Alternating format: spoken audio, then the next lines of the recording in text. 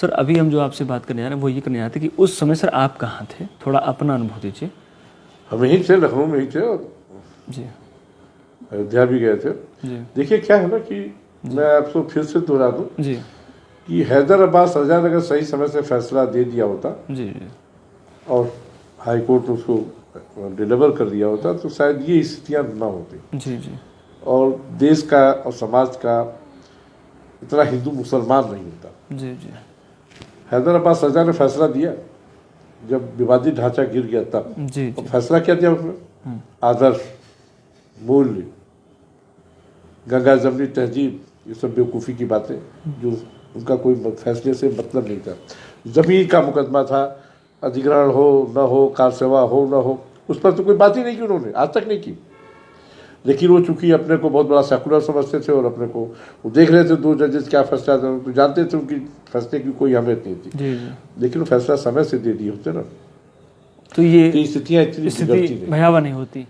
और अखबार भी अगर संतुलित होते ना, वो पार्टी बन के काम न करते, एजेंडे पे काम न करते। जी जी यहाँ तो जब जिसकी सत्ता तब किसके अखबार, जी जी ये स्थिति है आज भी और तब भी, हमेशा। पहले नहीं था जी जी ये इमरजेंसी से शुरू हुआ। जी जी ये कांग्रेस इसके लिए जिम्मेदार है कि जब जिसकी सत्ता तब किसके अखबार, और इमरजेंसी से अखबार लेटे तो आज तक लेटे हुए हैं जी जी और खड़े होने की सोच भी नहीं सकते इतना कभी। अब सोचिए कि बाबरी मस्जिद जो कहते हैं, उसको विवादित ढांचा कहते हैं, जी जी पुलिस वहाँ लगी थी जी और जाहिर यूपी पुलिस से जब कार सेवकों का रेला गया है, क्या दृश्य था कि कार सेवक घुस रहे हैं और पुलिस बाहर आ रही है। ये परेड करते अंदर, वो परेड करते बाहर।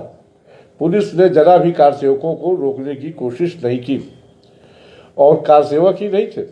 देखिए भाजपा का जो एजेंडा है ये बैकवर्ड, उस वक्त कल्याण सिंह जानबूझ के मुख्यमंत्री बनाए गए थे। जी भाजपा ने पिछड़े वर्ग का बनाया था क्योंकि जानते हैं कि ये ढांचा वाचा तोड़ना या कहीं प्रोटेस्ट करना या प्रतिरोध करना ये सवर्ण नहीं कर सकता, ये पिछड़े लोग और दलित लोग ही कर सकते हैं। इसीलिए भाजपा बार बार पिछड़ों और दलित की बात करती है, वही हर जगह बिठाए जा रहे हैं लोग। जी अब देखिए ना, हर जगह एक आध एक्सेप्शन छोड़िए, सारे लोग भाजपा में पिछड़े लोग हैं, दलित लोग हैं। जी जी इसलिए उनके एजेंडे पे वही लोग कारगर साबित होते हैं। तो कहते रहो कार सेवक अंदर हो रहे थे, पुलिस बाहर होती। कायदे से पुलिस को अंदर जाने से उनको रोकना चाहिए था। जी जी बैरिकेडिंग कराई गई थी, सब कुछ ताले 6 सितंबर को सबके साथ। और मतलब जैसे एक सेना जा रही है, एक सेना आ रही जी है, ये था। एक ट्रेन जैसे स्टेशन पे आती है जाती है, उस तरह से लोग थे। और पत्रकारिता जी आपको बताते हुए तकलीफ होती है जी जी कि रिपोर्टिंग के नाम पे यहाँ से 2-2 संपादक गए थे, 2 हिंदी अखबारों के। लखनऊ से अयोध्या। रिपोर्टर तो गए थे, 2 संपादक भी गए थे जी जी और वहाँ रिपोर्टिंग करने नहीं गए थे, जी औरतबाजी करने गए थे। अच्छा एक महिला रिपोर्टर थी, उसको कौन सुना ले, उधर विवादित ढांचा गिर रहा है, बवाल हो रहा है दुनिया भर का, ये लोग उस महिला रिपोर्टर पर फिरा थे और बारी बारी दोनों को पकड़ कर रही थी। ये स्थिति थी। एक रिपोर्टर के साथ ही खुद वो अटैच थी, एक संपादक के साथ वो पहले अखबार में थी, दूसरे संपादक के अखबार में थी, तो दोनों को पकड़। तो इन सोचिए क्या अखबार काम कर रहे थे, कैसी पत्रकारिता होती है, आप इसी से अंदाजा लगा लीजिए। और उस वक्त चूंकि नरसिंह राव की सरकार थी, फिर अर्जुन सिंह का एजेंडा था। अर्जुन सिंह तो मानव संसाधन मंत्री, तो उनका अलग एजेंडा था। वो नरसिंह राव को गिरा के खुद प्रधानमंत्री बनना चाहते थे, नहीं बन पाए, दूसरी बात है। लेकिन जितने ये लोग थे वामपंथी गिरोह के, उनको वो बाकायदा उनके एनजीओ को पैसे दे रहे थे कि जगह जगह विवाद करिए, नाटक करिए, सेमिनार करिए। और उसी का एक हिस्सा था तहलका। तहलका भी एनजीओ था पहले, जान लिया। जी जी और अर्जुन सिंह द्वारा संचालित था, बैकडोर से, खुल्लम खुल्ला नहीं आते जी थे। जी तो इस तरह का माहौल खराब किया गया। कहते रहो पत्रकारिता अगर ऐसे मसले पर, जो एक राष्ट्रीय घटना थी, एक अंतर्राष्ट्रीय घटना थी, विवादित ढांचा गिर रहा था और पूरा देश दंगों की आग में जल रहा था, वहाँ 2-2 बड़े अखबारों के संपादक औरतबाजी के लिए वहाँ परेशान थे। उनको खबर नहीं दिख रही थी, वो महिला रिपोर्टर दिख रही थी, कैसे उसको सुना लिया जाए, और दोनों में कंपटीशन चल रहा था। इतनी भयावह ये स्थिति, पत्रकारिता थी। इतनी खराब स्थिति थी। आप पत्रकारिता की बात करें ना, पत्रकारिता ऐसे हो रही थी वहाँ पर। जी जी पत्रकारिता का पतन बार बार हुआ है उत्तर प्रदेश। उसके पहले जब मायावती को सफाई गुंडों ने घेर लिया था इसी गेस्ट हाउस में, सोचिए कि यहाँ एक न्यूज एजेंसी, अब नाम क्या लूँ मैं, उसने सिर्फ 2 पैरे की खबर भेजी। एक अंग्रेजी अखबार है, उसने सिर्फ 4 पैरे की खबर लिखी, अंदर डाल दिया, सारे अखबारों में लीड था, लेकिन इन 2 लोगों ने ऐसा काम किया और जिसने इसका विरोध किया उसको मुलायम सिंह ने दबा दिया और ख़त्म कर दिया। ये स्थिति थी। मुलायम सिंह इस समय पत्रकारों से अगर कोई निगेटिव सवाल पूछ ले, उनसे उनके मन का सवाल ना पूछे, सीधे पूछते थे किस अखबार से हो। जो जानता था वो पूछता ही नहीं था कि किस ग्रुप से हो, किस चैनल से हो, और उसकी नौकरी चली जाती थी। अच्छा, यही काम मायावती ने भी किया।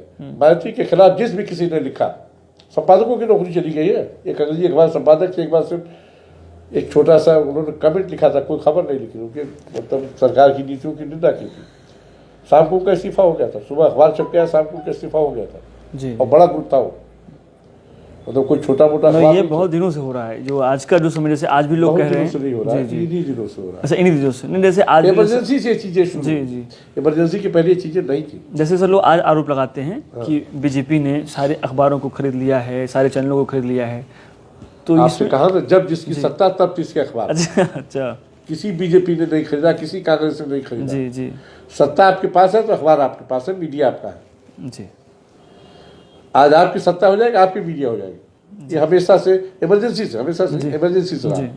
इसीलिए बार बार मैं कार्ल मार्क्स को याद करता हूँ जी जी, कि प्रेस की आज़ादी मतलब पूंजीपतियों की आज़ादी है। जी तो अगर पत्रकार होगा ना, गणेश शंकर विद्यार्थी होगा, जी जी, वो क्यों बिकेगा? उसको पैसा तो कमाना नहीं है।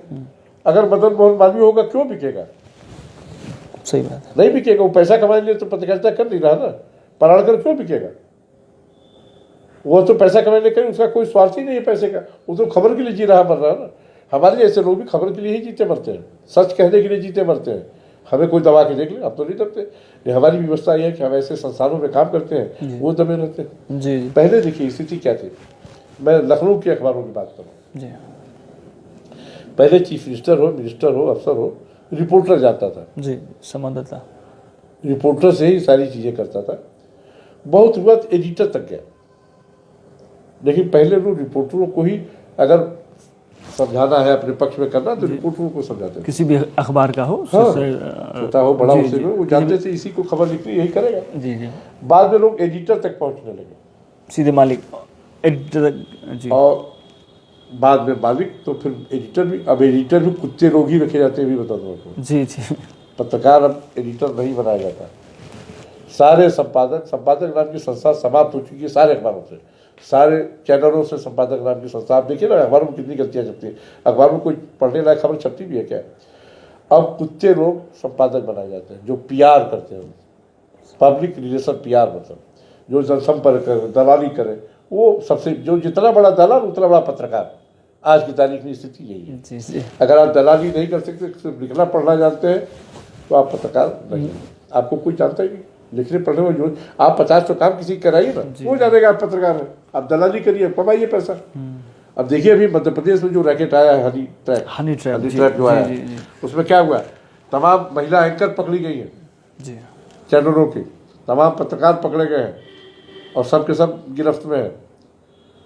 तो जब आप यह काम करने लगेंगे, हनी ट्रैप बनाने लगेंगे, खुद हनी ट्रैप बन जाएंगे, तो फिर काहे की पत्रकारिता? पत्रकारिता के लिए काम ही नहीं हो रहा था, वो तो पैसा कमाने के लिए काम हो रहा था। अभी तक ये था कि मालिक पैसा कमा रहे थे, और इन दलाल संपादकों को लगा, इन दलाल रिपोर्टरों को लगा कि मालिक कमा रहा है तो थोड़ा हम भी कमा लें। अब सभी कमाने में लगे, पत्रकारिता कोई नहीं कर रहा है, अब सभी कमाई कर रहे हैं, पत्रकारिता नहीं हो रही। अगर पत्रकारिता औरत को सुनाने की और पैसा कमाने की है, तो क्षमा कीजिए, इस पत्रकारिता को मैं पत्रकारिता नहीं करता। जी जी, ये सिर्फ व्यवसाय है। व्यवसाय में कुछ भी संभव है। जी जी जी, अभी आपको जान के हो सकता है, आप जानते नहीं हो, तमाम सारे अखबारों के ग्रुप आज की तारीख में रियल इस्टेट में है। हाँ, वो अखबार नहीं चला रहा, रियल इस्टेट चला रहा। बड़े बड़े अखबार तमाम और धंधों में उतर गए, तो अखबार कैसे चला? अखबार तो उनके लिए सिर्फ लाइजनिक प्लेटफॉर्म है और कुछ नहीं है। आप क्या समझते हैं टाटा बिरला या तमाम वो लोग जो है इनकी अखबारों से तिजोरी भरती है? बिल्कुल नहीं, वो सिर्फ लाइजनिक प्लेटफॉर्म है और कुछ नहीं। एक चैनल है, नाम लेना यहाँ ठीक नहीं है, लेकिन बड़ा चैनल है जी, राष्ट्रीय चैनल है, और राष्ट्रीय चैनल है, राष्ट्रीय चैनल है, बड़ा चैनल है कहता हूँ, लेकिन वहाँ उसके सबसे ज़्यादा शेयर दूसरे अखबार के ग्रुप के हैं। अच्छा, इंडिया ग्रुप का वहाँ सबसे ज़्यादा 80% शेयर उनका है।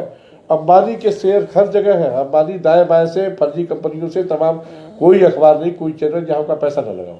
इसीलिए देखिए अंबानी के खिलाफ कहीं खबर नहीं छपती, जी बिल्कुल सही। रामदेव के खिलाफ कहीं खबर नहीं छपती, क्यों नहीं छपती? ये विज्ञापनदाता है ना। जी जी तो आप कहिए ना हम विज्ञापनदाता के अखबार है, आप पाठक के अखबार तो है नहीं, आप दर्शक के तो चैनल है नहीं, जी जी। आप तो विज्ञापनदाताओं के अन्नदाताओं उनके अन्नदाता, आप व्यवसायी हैं, पाठक और श्रोता नहीं, दर्शक नहीं। अब वापस से सर थोड़ा सा हम वापस मुद्दे पे आना चाह रहे थे सर। मैं व्यक्तिगत तौर पे मैं आपसे इसलिए मैं ये सवाल मैं करना चाह रहा था कि आपकी जो रिपोर्टिंग थी, जैसे आप जहाँ भी थे लखनऊ में जिस संस्थान में थे, तो आप लोग वहाँ से रिपोर्टिंग कैसे करते थे? मतलब अयोध्या से यहाँ लखनऊ, मतलब आवागमन का साधन तो बंद था। पैकेट आ जाता था, फोन पे लिखवा देते थे। अच्छा, लैंडलाइन फ़ोन पे आप लोग लैंडलाइन फोन पे लिखवा देते थे पैकेट। थोड़ा इसका जरा कर दीजिए आप थोड़ा।